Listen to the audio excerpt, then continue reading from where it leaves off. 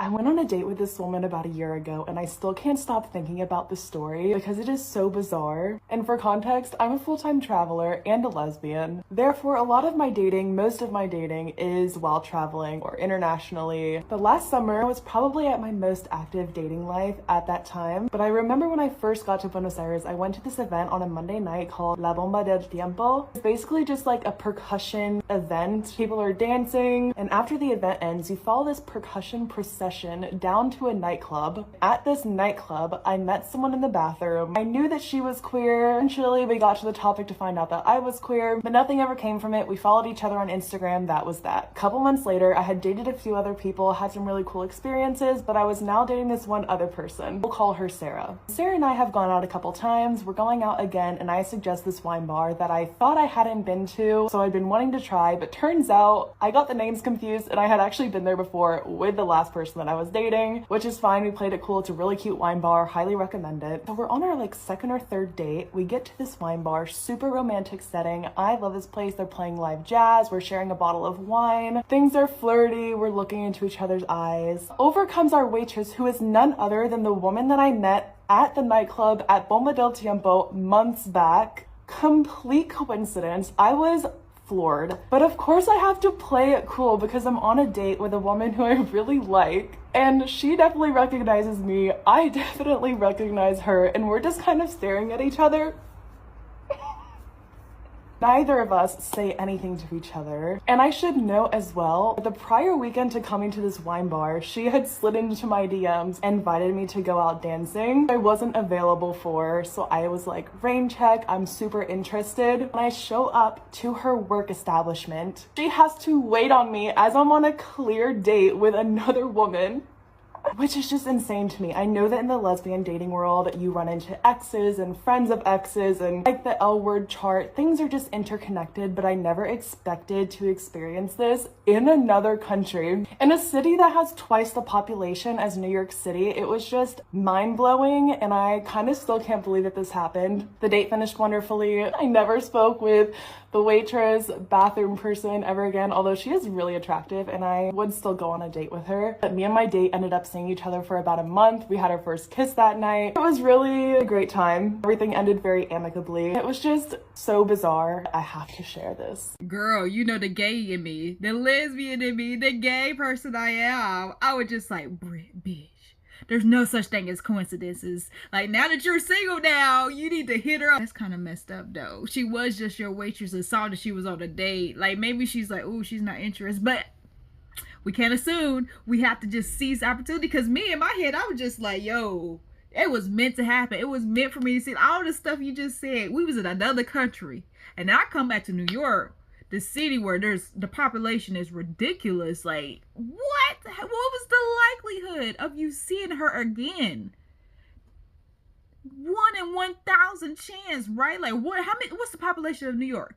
1 in 1 millionth of chance, right? So yeah, that wasn't a coincidence. And now that you're saying it, you telling us a story about it, girl, you better shoot your shot. I know y'all ain't talked in a while, but that'd be a funny little coincidence once y'all are married with kids and be like, well, grandma's met this one time. You can tell your grandkids the story. Like, that's so cute. That's a cute little love story. I'm such a hopeless romantic. Not even hopeless. I can have romance if I wanted it. But the thing is, I don't want to deal with the extra. But yeah, that was meant to happen. You were meant to see her again. Girl, that is kind of awkward though. Like, you done blew me off and you're on another date. But that could be a good thing though, to let her know that, yo, I got options, honey. So you didn't play a role. You didn't get it where it fit in, honey. Do me right. If I give you a chance, you better take hold of, grab the bull by the horns and, you know, make it worth my while. But yeah, friend, I think it was meant to be. Go slide into her DMs. Okay, so true story time. So when I was just a young little gay boy, I was just a wee little gay boy. I was just a little gaby. Somebody asked me one time what I wanted to be when I grow up, and I told them I wanted to be a black woman because I just always thought black women were so fabulous, and they were always having so much fun. And a lot of times they made a lot of the white women look a little boring. No offense, white ladies. I never did grow up to be a black woman. But I did move to Atlanta so I could be around them. I love this city.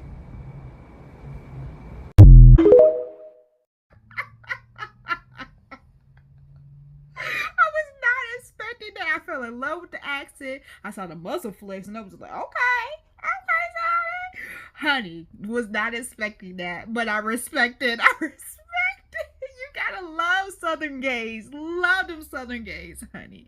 Love the accent. You know, game putting out game, honey. Yes, I feel you. I grew up wanting to date black women because you just see that. It's just something about black women. It's just so admirable. It's just sexy. And it's like it's not sexy in a perverted way. It's like the admiration is like everything they do is just like a level up. It's just like, how do you do this? I might have a biased opinion because I grew up around black women and it's just amazing just seeing them around me. It was just like, wow. I am inspired. Like, it's just the beauty inside and out, just the love. Like, I can go on and on about black women. I love me some black women. We're just great. Like, it's just, I can't express how I feel about black women. Literally every woman, literally you're nurturing, you're loving, you're a teacher, you are spiritual, you give life. You're inspiring, you have goals, you get stuff done. You make a way out of no way, literally. You and God, like, it's crazy how amazing black women are. Like, wow, I'm with you, friend. Love me some black women. Now I'm moving to Atlanta, though. I'm glad you love it. That's for you. That's your city, honey. Your city. I don't want to speak for all the lesbians when I say this, but let's be honest and real and get out of the glamorized part of lesbian relationships and just admit that it is very hard on this side. Lesbian relationships are very draining. Lesbian relationships are very taxing. They take a lot out of you, especially when they're not in a good state. But I would like to take a break from the negative parts of lesbian relationships and tell you a story about why I enjoy being over here. One instance in particular, I think of my first girlfriend, before it got chaotic and domestic. There were good times. One day in particular really stands out to me. She was my first girlfriend. She met my family. We lived together. You could say she knew me for the most part. I'll give her that. One of the things I cherished about my childhood in regards to my father was sometimes he would do daddy-daughter dates for his children. He would take us out separately, individually, take my sister here, take my other sister there, take my brother there, take me here, and just give us our time when he could. For my date in particular, my daddy used to take me skating. That is one of my fondest memories. My daddy was a big man, 200 plus, but he was so easy on the skates. He was so light and smooth. Like, this man was straight out of roll bounds, could do all the little flips, dips, and tricks. R.I.P. my daddy. And I used to want to skate like my daddy so bad and be so good like him. Like, I even have my own skates right now, and I still am trying to learn how to skate like my daddy in memory of him. My ex knew that particular story. So one Sunday she comes home and she says, get dressed. I'm like, I don't know how to dress. What do I put on? Where are we going? I wasn't allowed to know nothing other than get dressed. We get in the car, we're driving. I'm still new to the city, so I really don't know where I am. Just along for the ride.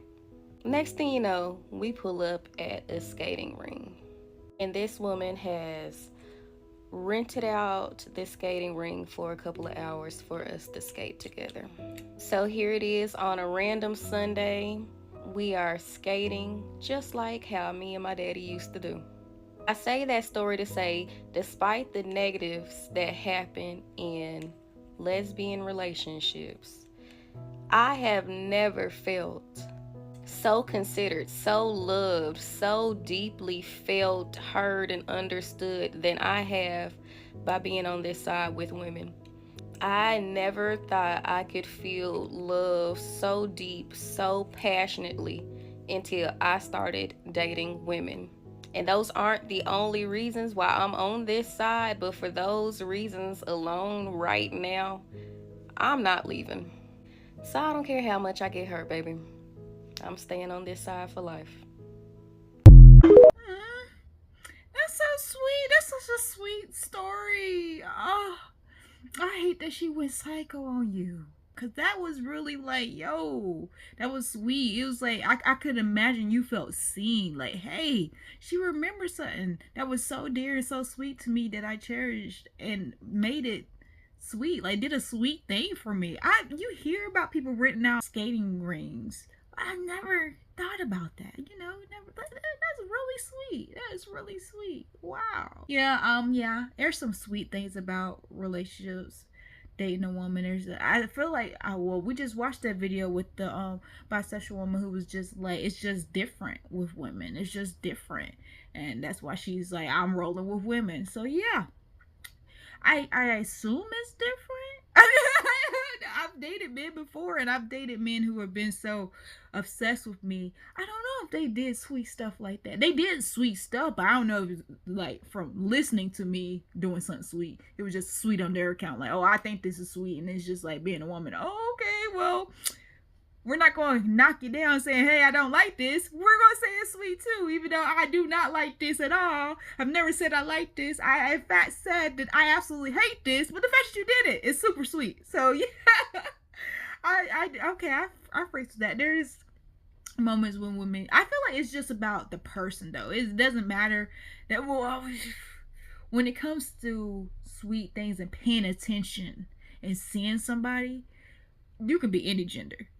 Anybody to see somebody, anything, you can just take the time and listen and see someone and relate to them. So yeah, I feel you.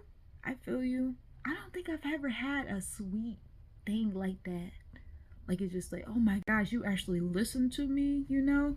That's probably why I'm single now. Like, I'm usually the one who's like, oh, I'm listening, I'm doing my research, I'm making notes so I know who you are. I've had people like do stuff for me and sweet things. It's just like, oh, that's really sweet, but nothing like sentimental like that. Like, oh my gosh, because of this, we're doing this. You know what I'm saying?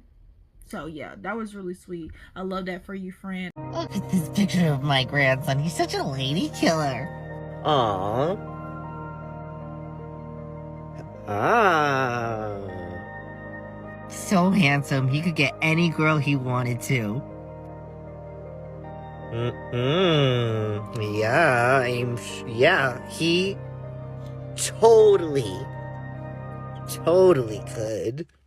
That's funny. People be in denial or just don't see it. Your family just don't see it sometimes. But you know, when it's not your bloodline, direct bloodline, you don't see it. But it's like, oh, cousin over there, oh yeah, he a little fruity. You know, like, you know what I'm saying? You can see your cousins in there, but when they're attached immediately to your bloodline, it's like, I don't see it. Nope. Or they just be in disbelief, honey. Because that was, Granny was a little delulu, just a little. She's like, my grandson could get any woman, any man. But honey, that is so true. And why is it like that? Subscribe.